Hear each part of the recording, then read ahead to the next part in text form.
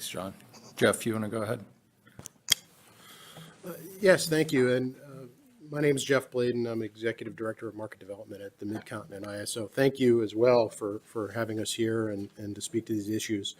On the specifics that California ISO was describing, I think we generally agree that you can accommodate aggregations within areas that tend to be both topologically and price consistent. But there's a broader set of issues and challenges that need to be considered here. You know, I was thinking back about a little over 12 years ago. I was sitting at this table. Actually, Henry Yoshimura was sitting down the road from me that day as well. In 2006, I think David was at the technical conference on demand response. And on that day, we talked a lot about what it was going to take to get the demand side resource capability into the wholesale markets. And what was noteworthy is I went back and looked at my own comments and the comments of others, was that nobody was talking about what was potentially going to occur to the distribution networks if you brought demand response in. And it puzzled me for a minute because I know we've been talking quite a bit about it here, at least within the context of this docket. And the distinction that we can't lose sight of is the challenges of taking load off the system, which is what demand response is almost exclusively in all of the RTOs, versus the challenges of putting supply onto the system. That the need to security constrain the use of any supply resource is something that's fundamental to RTO operations. The notion of security constrained economic dispatch is fundamentally about security constrained at its start. And so as we think about aggregations, as we think about building aggregation groups, it needs to be more than just how do we security constrain those aggregations for the transmission system, but how are we going to manage the potential constraints that might occur at the distribution level? And I know California has done some of that work and certainly applaud them for doing that. But what I would suggest is that as we begin down this road, that we recognize that we don't yet, as an industry, know what best practices look like in this regard.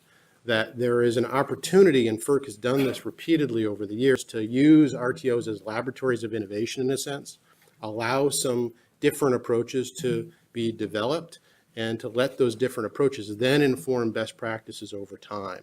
And that once best practices can be identified, and we've done this repeatedly over the years, then bring forward a more common, more something closer to a one-size-fits-all approach.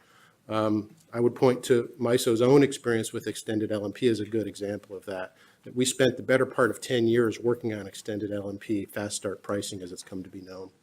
And it was only after many years of design and implementation and experience with it, New York has a version of it, ISO New England has a version of it, that FERC then eventually came to the recognition that there's a best practice here that we want to move forward with. So as we think about this challenge, I think we need to be careful that we don't lose sight of the need for the close collaboration with the distribution network, with the opportunity to move more quickly if we allow the regions to innovate in ways that can uncover best practices that allow us to deal with that real concern that we have, in many ways, our own version of a Hippocratic Oath, first do no harm when we dispatch resources. Thank you again. This is Jeff Bladen with the Mid-Continent ISO. Reiterating some of what you've heard, but mostly I want to emphasize one element of the opportunity in front of us, because DER does represent an opportunity far more than anything else, but an opportunity that doesn't come without, most opportunities don't come without some risks. And as we think about the decentralizing nature of our grid, moving away from central station resources towards decentralized resources, distributed resources.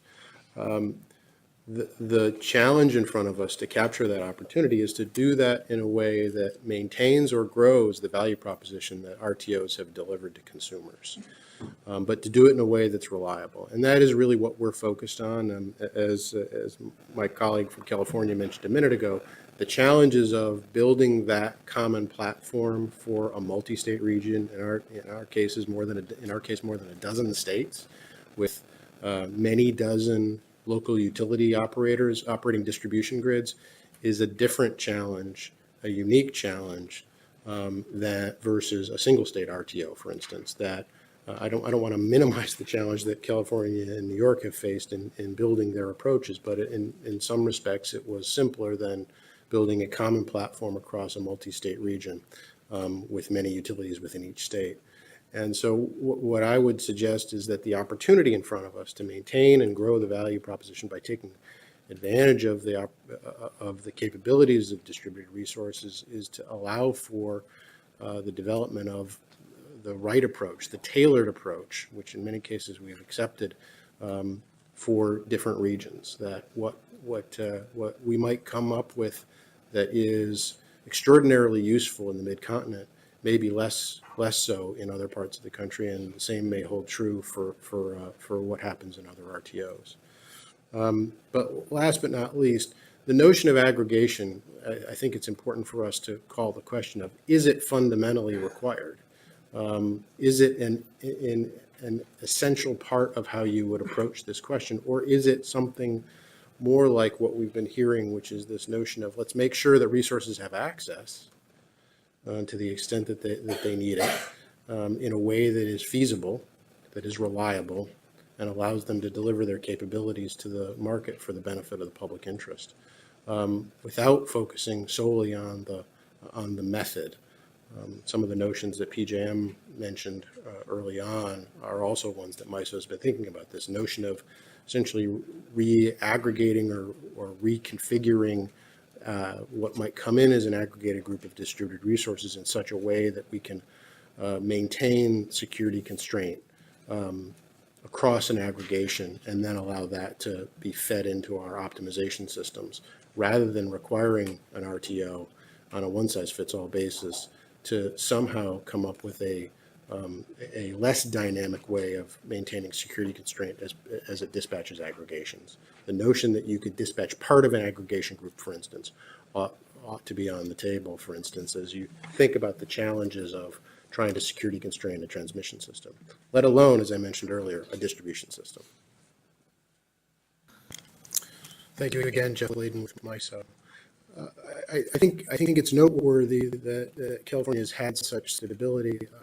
I would add, though, that we want to be thinking about, as Dr. Bowering said earlier, what do we need to do to build a system that's capable of meaningful and potentially dramatic growth of these assets, and what may have been stable, certainly in the mid-continent region over the last few years, may well not be stable as we move forward. And as we think about this challenge going forward, we are thinking about the need for something that is far more dynamic in nature.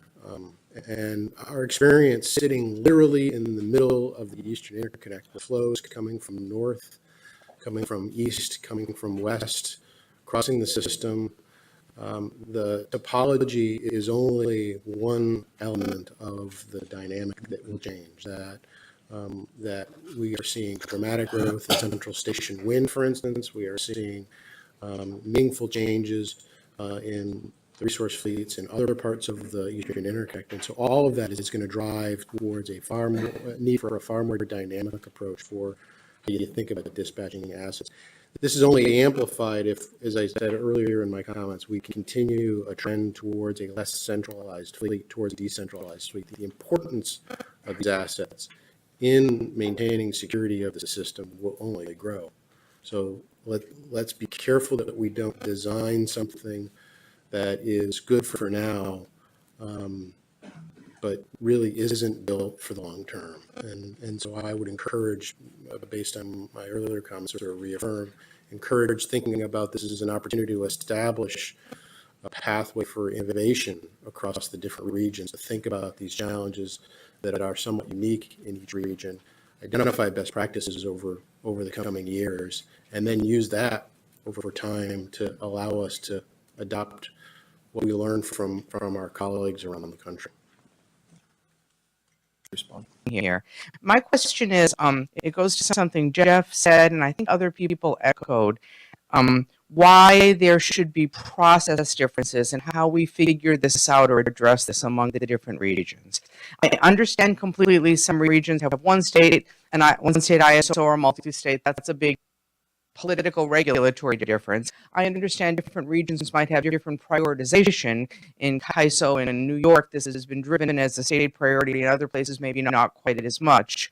But beyond the prioritization issue, shouldn't we try to solve the coordination process once and then sort of spread that, as opposed to developing 6 different ways to do it, and then we'll be talking about borders, and we'll have another tech conference long after I'm not here about, oh my God, there's 6 different ways to do it. How can we share best practices? Maybe we should standardize more. Can we skip a step and figure it out? So I'm interested in, like, what are the technical reasons in your rates or your market design that I don't understand why it has to be different, besides the political regulatory reasons, which, yeah, they're different. Big question, but I have the right people. Thank you, and I appreciate the question. It is something that we are very concerned with at MISO, not because we're looking for special treatment, but because we're recognizing that we, as Henry pointed out, we haven't figured that out yet. I think what's important to understand when we think about the opportunity for identifying best practices through innovation that can occur in different places in different ways is that we're all facing different challenges. As Henry pointed out, you can have different utilities approach the question of how they want to bring distributed resources to bear, what they want, what they're going to invest in, what technologies they're going to use in the form of distributed resources. Is it going to be gas microturbines? Is it going to be solar? Is it going to be storage? Is it going to be something we haven't thought of, fuel cells? All of these have different characteristics, and the way in which you would operate them looks differently, and the mechanisms that you would use to integrate them are different.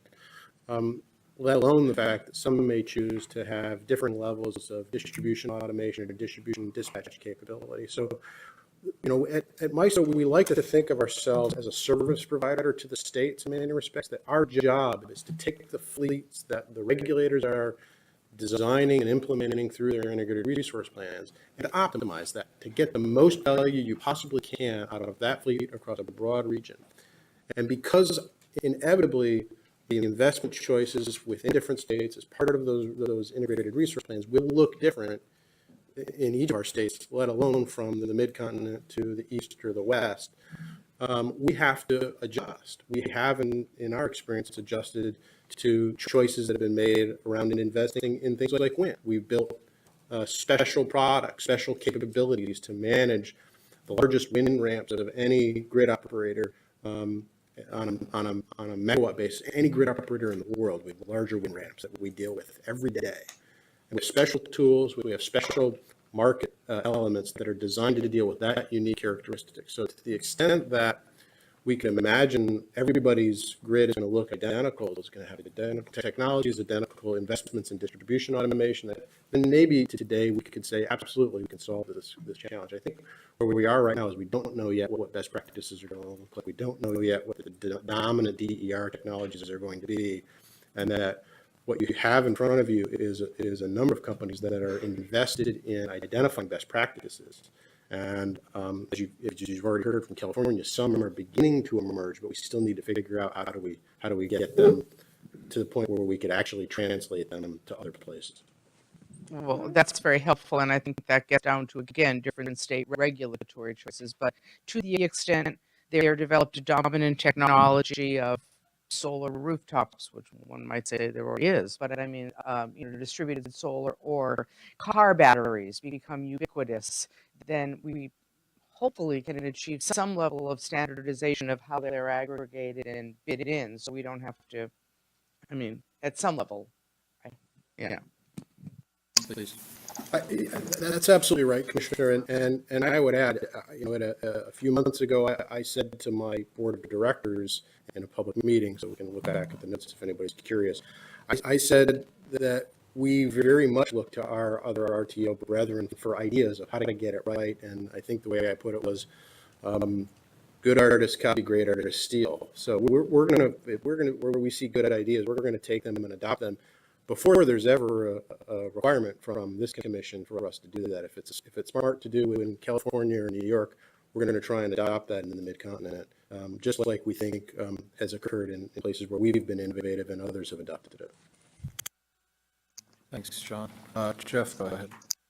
Yeah, just one quick addendum to my comments. One of the other things that is going to be new and unique is finding a way to integrate some kind of situational awareness around the distribution network's conditions. The degree to which we have a lot of experience integrating situational awareness from supply assets won't directly translate to how we integrate situational awareness of distribution network constraints to the extent that they become relevant. Today, we simply don't worry about distribution network constraints. We presume the distribution network can conserve load to the degree to which it's rated at the bulk interface, and we essentially assume that will not change. We don't monitor conditions below the bulk power interface for the potential for overloads that might be caused by injections on the distribution network. And so to the extent that we're dispatching resources that are below the bulk interface, we would need some form of some form or fashion to integrate that situational awareness for what's going on in the distribution system, at least potentially. And it's something, as I said early on, that when we dispatch resources, our first goal is to do no harm. So this speaks to the need for coordination that is maybe unique from utility to utility or state to state. If it's not unique, it may be somewhat distinct, as the relative need may vary as well. A lot of time, I'll just try to be quick. But earlier on, Mr. Yoshimura had indicated that, at least with regard to New England, it wasn't quite clear that aggregation will provide any benefits. And even if people were offered the opportunity to aggregate, that there may not be a lot of takers with regard to that opportunity. I'm just curious for the rest of the panelists, if you think, for your different regions, if you think there are benefits to aggregation, and if you think it would be a lot of interest in aggregation. I know that California, you're just initially experiencing it, but I'm just curious if you think what type of interest there is and what type of benefits there might be associated with the ability to aggregate for DERs. I think it's a wonderful question, because ultimately the benefits of aggregation are not obvious. And I made reference at the outset to the technical conference on demand response in 2006, and we talked a lot about aggregation back then. And as John pointed out, the reason we built aggregation mechanisms, it was a shortcut. There was no magic or clamoring among market participants to aggregate their assets and offer them in on bulk. It was a shortcut because our systems simply weren't built to do what John was describing, where you would have thousands or potentially hundreds of thousands of individual small assets coming in. I think what the time calls for now, as we think the world is going to change meaningfully, is for us to explore what technology we might be capable of, and not assume that the existing paradigm needs to persist in terms of how we think about modeling assets, how we think about integrating them into our technology platforms. MISO is in the midst of a major technology rebuild. We're asking ourselves exactly these questions. How can we think about this challenge, this opportunity differently? I think the notion that aggregation is an intrinsic good isn't necessarily true. It is a shortcut. It is something that RTOs needed to do because the systems that were designed in the 90s were never built to handle the volume that would otherwise be required. Joe. Yeah, again, but just very briefly, I agree with what Jeff said. I don't think there's any inherent benefit to aggregation. I'm not speaking on behalf of participants. Maybe they disagree. They probably do at times. But with me in general, but not on this topic in particular. All right. Thanks so much, guys. I think this has been a highly informative discussion, and Dave's got a couple pre-lunch logistics to announce. Just basically saying that we're going to be recessing until 1:30, and at 1:30 we will have a commissioner-led panel, and it'll be discussion with state and local. So please join us back at 1:30, and then we'll have one panel after that and close later this afternoon. Thank you.